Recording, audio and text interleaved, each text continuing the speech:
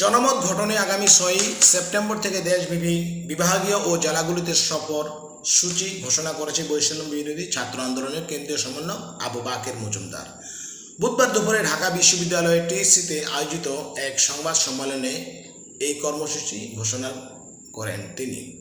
আবু বাকের মজুমদার বলেন, সারা দেশে বৈষম্য বিরোধী ছাত্র আন্দোলনের কমিটি পুনর্গঠন করা হবে।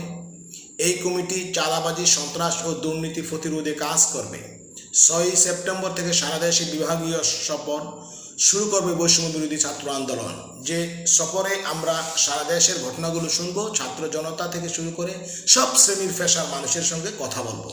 তিনি আরও বলেন, সারা দেশে ছাত্রদের প্রতিনিধির সঙ্গে কথা বলবো এবং ফ্যাক্ট ফাইটিং কমিটি গঠন করা হবে এবং বিভাগীয় ও জেলা পর্যায়ের কমিটির সদস্যরা চাঁদাবাজি, সন্ত্রাস, দুর্নীতি প্রতিরোধে কাজ করবে।